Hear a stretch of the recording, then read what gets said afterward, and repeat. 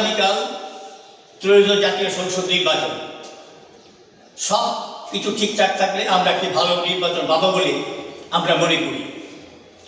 তবে পত্রপত্রিকা এবং টিভিতে আমরা দেখছি বিভিন্ন স্থানে হামলা, মামলা, গণ্ডগোল, টাকা বিলি এই সমস্ত কিছু আমরা দেখতে পাচ্ছি।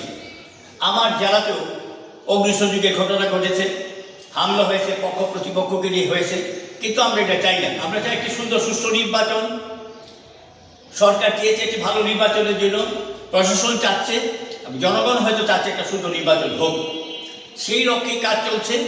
ইতিমধ্যে ব্যালট পেপারগুলো বিভিন্ন জায়গায় পৌঁছে দেওয়ার জন্য ব্যবস্থা নেওয়া হয়েছে। প্রশাসন সাংবাদিকদের সাথে মত বিনিময় করেছে, যৌথ বাহিনী মত বিনিময় করেছেন, পুলিশ প্রশাসন মত বিনিময় করেছেন।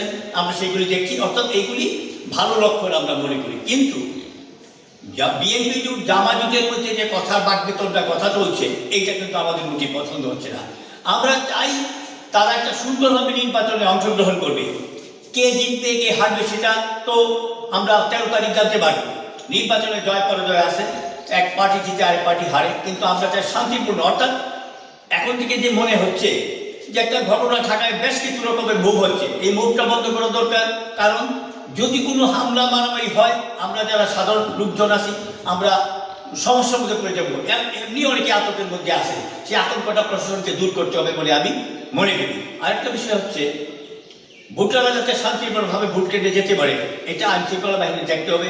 এবং যারা নির্বাচন প্রার্থী হচ্ছেন তাদেরও সেই দায়িত্ব কিন্তু রয়েছে, শুধু খালি ভোটারদের উপর সেটা ছেড়ে দিলে চলবে না।